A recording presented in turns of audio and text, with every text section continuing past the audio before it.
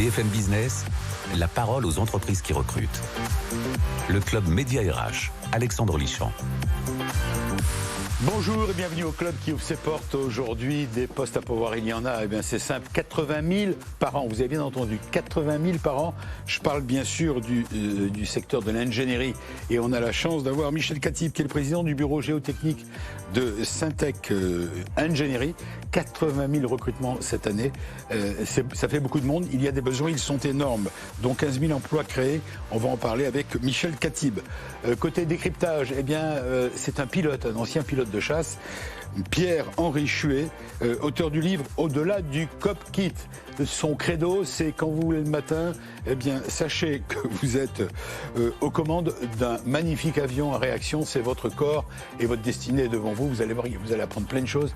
Comment faire en sorte d'utiliser les techniques de la chasse pour travailler, trouver des idées de, avancer dans la vie tout simplement. Bon, et on terminera par la start-up qui cartonne et qui recrute. Jean Thomas, cofondateur de Viabiz, c'est ostéopathe, infirmier, opticien, etc. Il rassemble tous ces gens. 2000, il en cherche 2000 pour son entreprise. En fait, 5 postes à pourvoir véritablement fixes, plus donc des praticiens. Vous allez tout comprendre dans quelques instants. À tout de suite. BFM Business, le club Média RH, l'invité témoin. Bonjour Michel Katib. Bonjour. On est ravis de vous recevoir. Alors vous avez une double casquette. Vous êtes à la fois le patron d'une très belle entreprise. Un des patrons du groupe Ginger, oui, très belle entreprise. Ginger, oui. Bon, on va pas parler de Ginger aujourd'hui, bien que vous recrutiez, vous avez des postes à pourvoir. Ginger recrute plusieurs centaines par an, oui. On met une petite alerte dans l'oreille de nos auditeurs de BFM Business et téléspectateurs. Mais merci d'avoir accepté notre invitation. Vous êtes le porte-parole, d'une certaine manière, le président du bureau géotechnique de Syntec Ingénierie. Syntec Ingénierie. Ça regroupe la tech, ça regroupe plein de choses. Le Syntec Ingénierie regroupe toutes les entreprises qui font des prestations d'ingénierie, prestations intellectuelles, scientifiques en France. C'est plus de 300 000 personnes en France. Et c'est combien d'entreprises en France ? 70 000, un peu plus de 70 000 entreprises. Ah oui, c'est du monde. Il y a beaucoup de monde, oui. Ingénieurs et techniciens, voilà. Vous avez été élu ? C'est un bureau ? C'est un bureau d'élus par les pairs, par la profession, et je suis donc administrateur dans Syntec Ingénierie. Alors, c'est la fédération professionnelle, on l'a compris, de l'ingénierie. Toutes les entreprises prestataires, vous l'avez dit, intellectuelles et techniques au cœur des enjeux environnementaux, industriels, on va en parler, et d'aménagement des territoires. On va parler d'emploi. On donne comme titre 80 000 recrutements par an.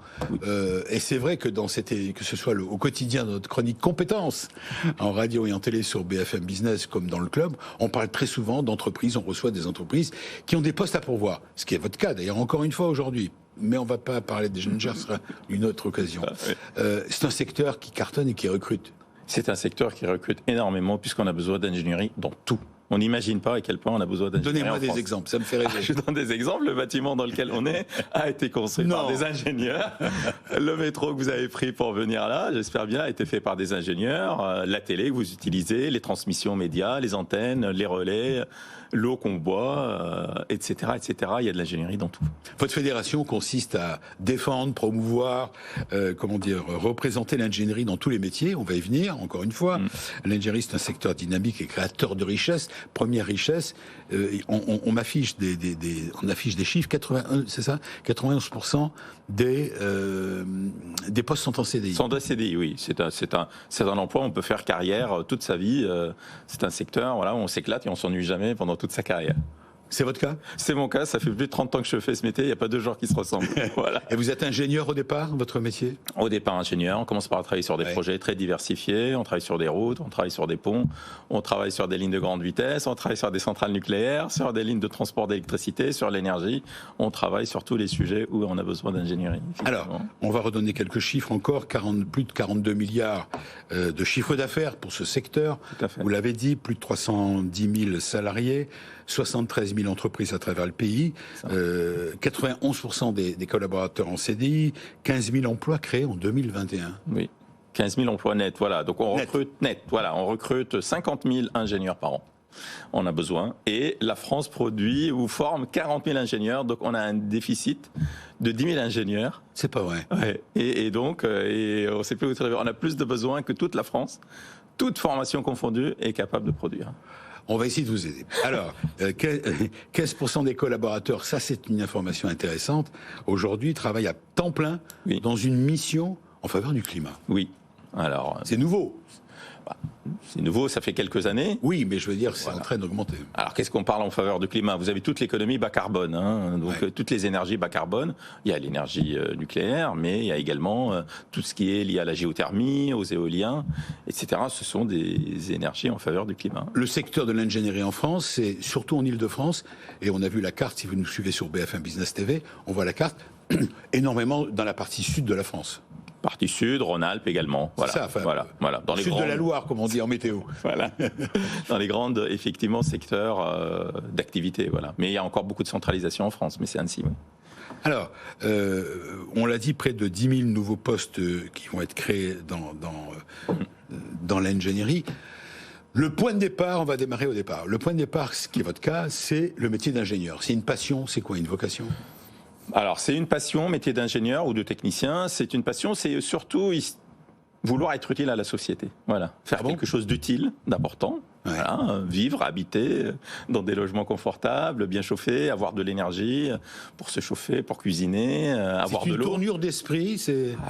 on est ingénieur. On a envie d'être utile, de faire quelque chose de fondamentalement utile et d'important. Voilà. Je pense que c'est ce qui pousse. Donc c'est une forme de vocation. La vocation, elle part de là. Oui. Être tourné vers les autres, quoi. Vers les autres, vers sa société, sa ville, son quartier, et puis son pays.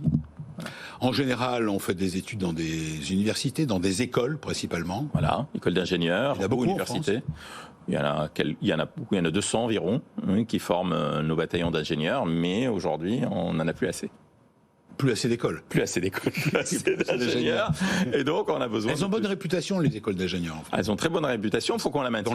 Dans le monde. Voilà. Vous savez que notre ingénierie aussi, c'est notre indépendance en tant que pays et notre puissance. Hein. Si on veut garder nos TGV, notre énergie nucléaire, notre énergie du futur, notre aviation, on a besoin de maintenir un haut niveau d'ingénierie en France. Automobile, dans tous les domaines, parce que l'ingénierie est partout. Voilà.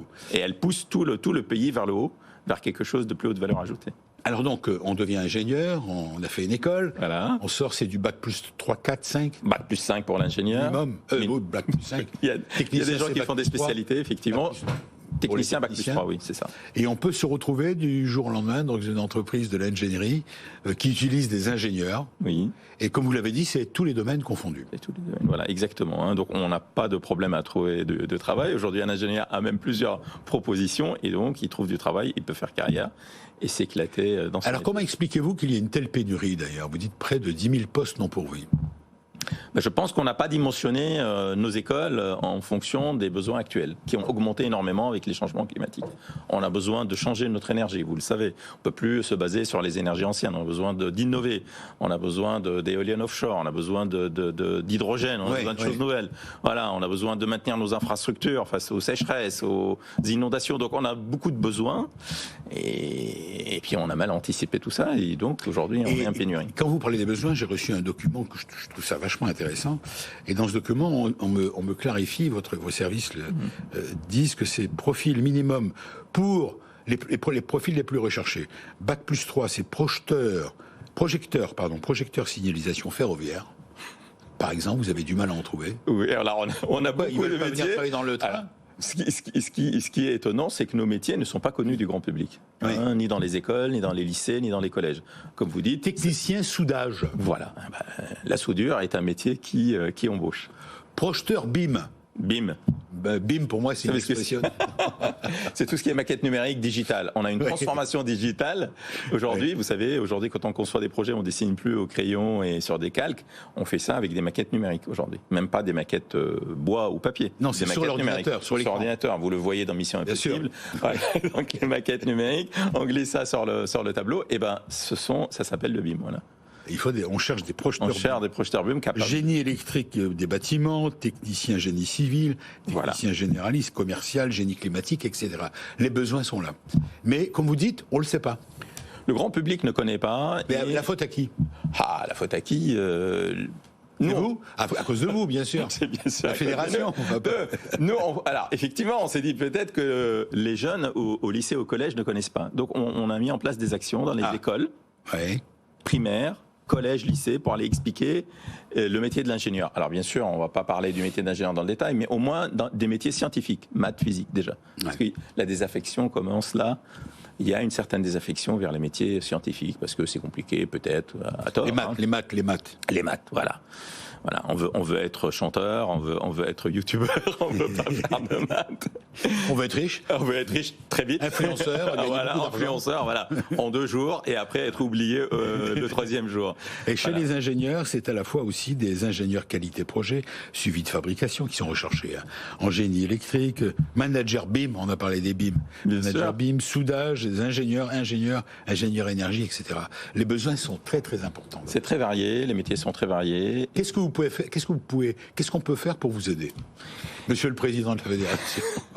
C'est-à-dire dire déjà, l'ingénierie, c'est vraiment agréable, c'est fun, hein, pour dire un mot. On s'ennuie pas, c'est amusant, parce que c'est pas routinier. On change tous les jours, c'est différent. Tous les jours, c'est différent. On travaille sur des choses très diversifiées. Est-ce qu'on gagne bien sa vie en tant que? On gagne bien sa vie, on gagne bien sa vie et toute sa vie. C'est-à-dire, on n'a pas de rupture. C'est très important.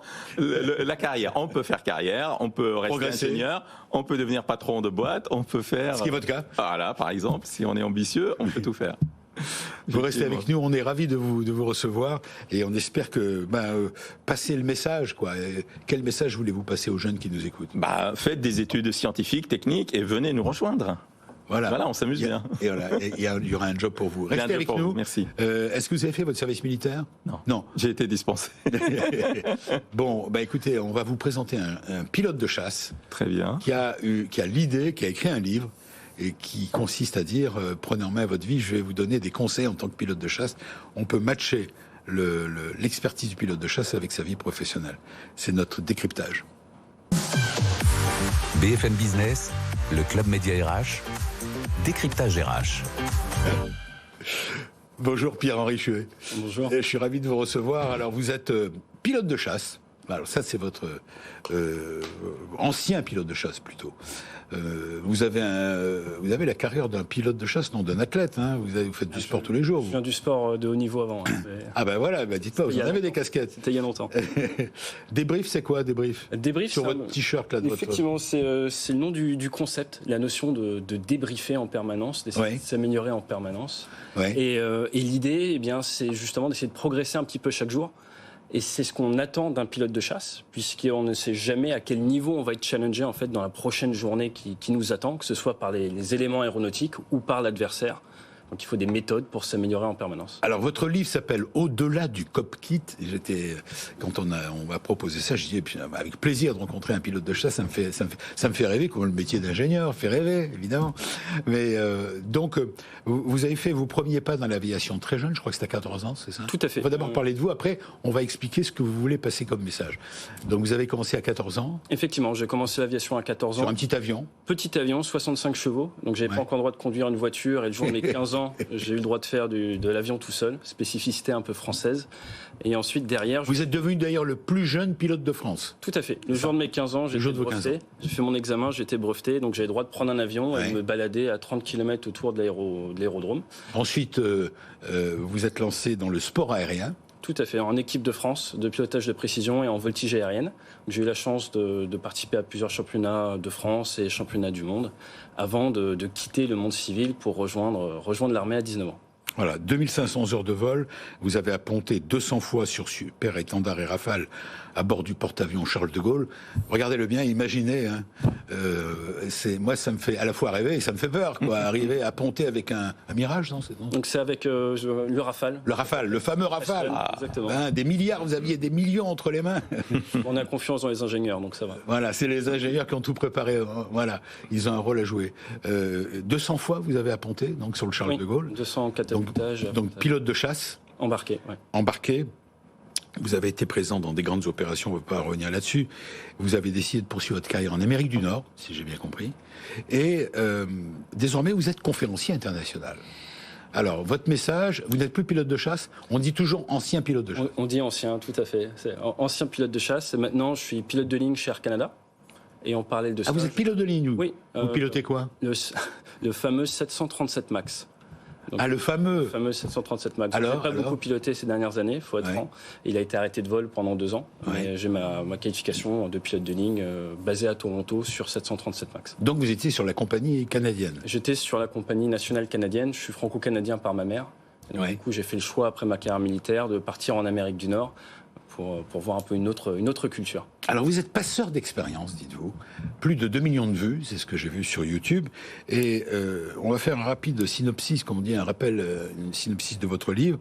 Vous dites, dans un monde en croissance exceptionnelle, il faut reprendre le contrôle, non pas de la tour de contrôle, le contrôle de sa vie quotidienne. Pourquoi utiliser ces méthodes au quotidien? Et j'aime bien votre formule, je vous la laisse dire. Quand on se réveille le matin... On est aux commandes de son propre aéronef. Donc c'est son corps. C'est son corps, exactement. Donc tous les matins, on est aux commandes de son monoplace de haute technologie. J'aime bien la formule. Oui. C'est un état d'esprit, en fait. Et c'est un état d'esprit de prise de responsabilité. On a trop de tendance dans le monde actuel, du fait de sa complexification, à se trouver des excuses ou avoir du mal à accepter sa part de responsabilité, surtout dans les grandes structures.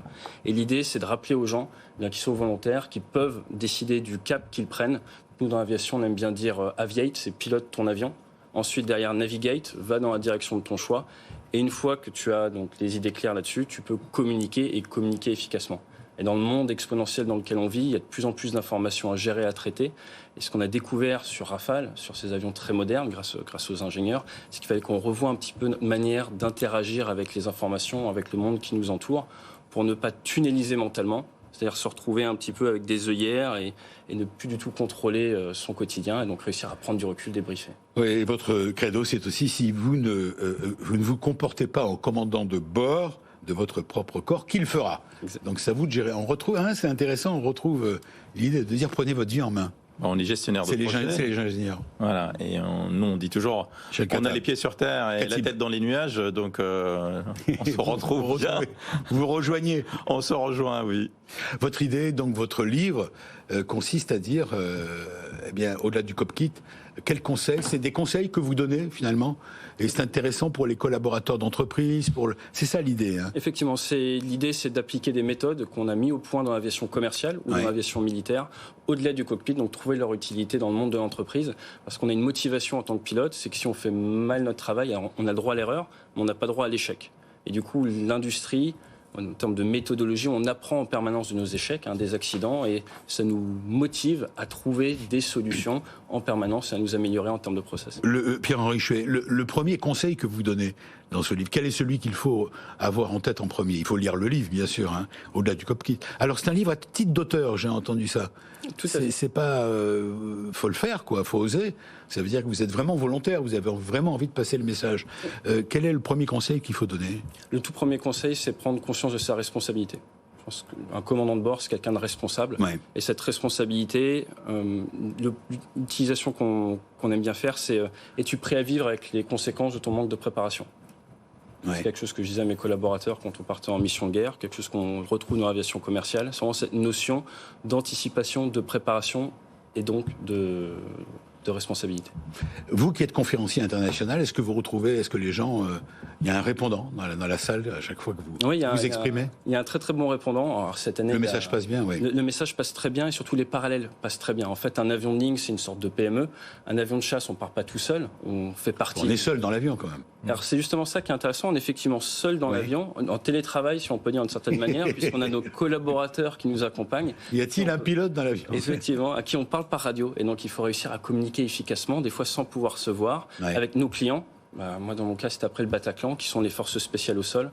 Et donc, par exemple, pour des sales, pour des commerciaux, pour des fonctions support, il y a beaucoup de parallèles à faire, en fait, dans nos fonctionnements. Donc, vous essayez d'être utile, vous voyez, l'utilité. Michel Katib parlait du métier d'ingénieur pour être utile. Vous continuez, vous avez envie d'être utile pour les autres et apporter votre témoignage. Vous restez avec nous. Vous avez besoin d'un ostéopathe, d'un opticien? Non, tout va bien. On a un ostéopathe sur le porte-avions d'ailleurs. Après les vols de 8 heures, ça fait du bien au dos. Donc 8 heures tout seul dans le... Ça peut être long, ouais. Bon, alors justement, il y a eu une entreprise, une start-up qui cartonne et qui recrute. C'est notre troisième séquence avec Jean Thomas, cofondateur de Viabiz. BFM Business, Le Club Média RH, la start-up qui recrute. Moi, j'ai pas de temps, mais je suis un peu de vol sur mon côté. Oui, vous faites encore un peu de vol, d'accord.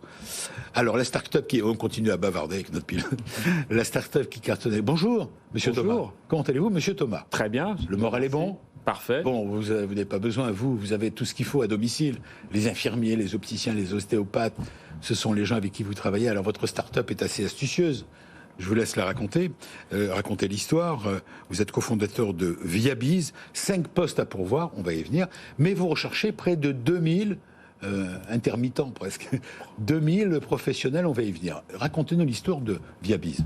Oui, Viabiz, la mission de Viabiz, elle est de lutter contre le renoncement aux soins et en accompagnant les salariés dans les entreprises, les 25 millions de salariés dans les entreprises, en leur proposant un service innovant, à savoir faire venir directement sur le lieu de travail des professionnels de santé.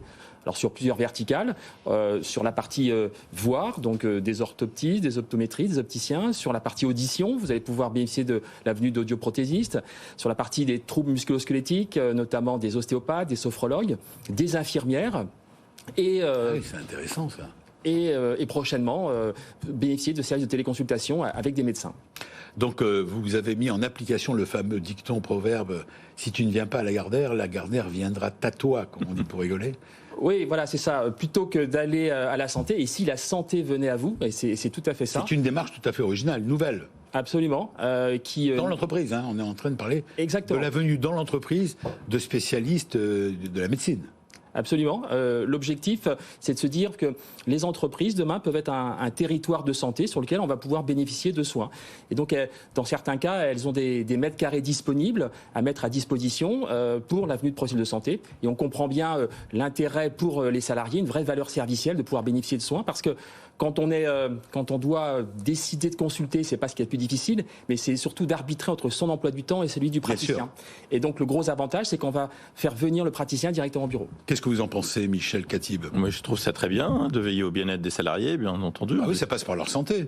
Oui, on veut que les salariés qu'ils soient heureux, donc oui. Bien-être, voilà. Oui. Et puis nous, on comprend très bien, parce que nous, on se considère comme les médecins de la Terre, un petit peu. Donc, et les ingénieurs. Les ingénieurs sont les médecins de la Terre, donc on comprend se parler avec la médecine, oui. Alors, Viabiz, le siège est à Saint-Malo.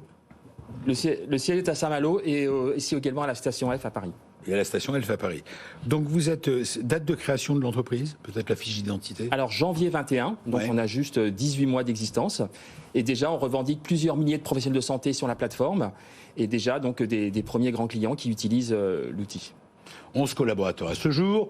Donc parlons de vos recrutements. Donc vous recherchez d'abord 5 personnes à Saint-Malo, c'est ça? Alors nous recherchons aujourd'hui des commerciaux pour pouvoir déployer la solution dans pas les forcément entreprises. à Saint-Malo. Et en fait en région. Donc ce sont des commerciaux qui seront sur les 5 principales régions. Quelle région?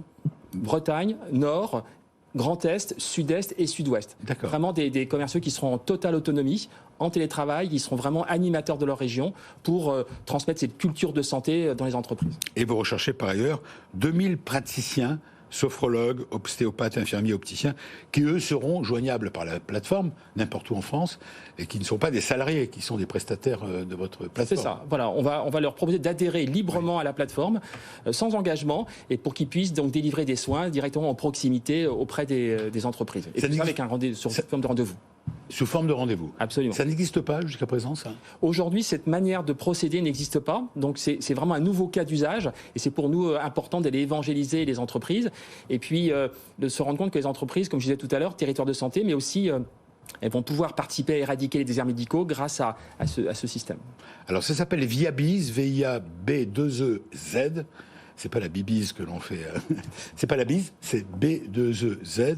Et aujourd'hui, quelle est votre ambition? Alors l'objectif aujourd'hui, il est vraiment de cartographier la France entière, de proposer les services dans notamment des régions où il y a des vrais besoins, notamment les territoires oubliés, où on a du mal à trouver des rendez-vous, où on a du mal donc à avoir accès aux soins. Donc ce sont les fameux déserts médicaux à la fois géographiques et temporels. Oui, mais si on a du mal à trouver un rendez-vous, c'est parce qu'ils sont pris, les fameux opticiens, les ophtalmos, les machins. Nos praticiens de santé, ce sont des praticiens qui travaillent en mobilité. Donc, ils sont déjà habitués à aller en maison de retraite, en EHPAD, à domicile. Et on leur propose une nouvelle manière de travailler en allant dans les entreprises. Ça représente un marché important, selon vous? Oui, c'est un marché qui est immense et surtout un vrai impact sociétal pour justement lutter contre les déserts médicaux. Qu'est-ce que vous offrez à ceux que vous souhaitez attirer? Question classique pour une start-up. Alors, on est dans une start-up qui est animée par une très belle mission d'éradiquer les déserts médicaux, de lutter contre le renoncement aux soins. Donc, c'est un très beau projet que l'on porte avec derrière de l'autonomie, de l'agilité et surtout vraiment un moyen pour eux de s'épanouir. L'invité témoin, votre avis, vous qui écoutez sagement, Oui. Michel Katib, président du bureau géotechnique de Syntec, oui. Alors, question curieuse, est-ce que le fait que les médecins se déplacent dans un lieu de travail où il y a beaucoup de monde, il y a un côté groupé les interventions qui est visé ou pas vraiment? Le principe est le suivant, c'est qu'en fait, c'est organisé en journée de santé. C'est-à-dire qu'en fait, c'est pas bête, ça. Le RH, la personne qui a la main sur la plateforme, va créer des journées de santé à thématique. Une journée de santé sur la partie sophrologie, une partie sur la partie examen de vue. Et là, le praticien en question va ouvrir 15-20 créneaux et les salariés prennent rendez-vous pour gérer le rendez-vous. C'est vachement astucieux, bravo. J'aime bien l'effet groupe, ouais. C'est une bonne idée. C'est une bonne idée, l'effet groupe. L'effet de groupe et l'organisation, telle que vous la proposez. On garantit des rendez-vous qualifiés aux praticiens, c'est la raison pour laquelle aussi ils se déplacent. Vous œuvrez dans le climat, puisqu'il réduit ses déplacements, puisqu'en un déplacement, il peut faire 15 ou 20 consultations en un seul endroit. Et surtout en proximité. L'objectif, c'est vraiment de travailler au plus proche de l'entreprise. Très bien. Je vous remercie, on est pratiquement à la fin de cette émission. On peut aller sur votre site. Oui, viabiz.com. viabiz.com. Oui. Pour s'inscrire. On peut aller chercher votre livre. Où est-ce qu'on le trouve, votre livre, au-delà du COPKIT? Eh bien, le plus simple, c'est sur notre site web. Allez-y, donnez l'adresse. Débrief.org. Débrief. Débrief.org. Des points où il y a un point sur C'est le... juste D et brief. Débrief.org. Voilà. Et puis, Michel Katib, on va vous revoir. Oui, on va se revoir. Et puis, le 27 octobre, venez à Mittinger, le salon de l'ingénierie. Pour tous les jeunes qui cherchent du boulot, il y a des dizaines, des centaines d'entreprises. Le 27 octobre, au Carreau du Temple. L'annonce est passée. Voilà. Bonne chance et merci. À bientôt en tout cas. Merci beaucoup. Bonne chance à vous tous. Merci. Bon week-end, salut.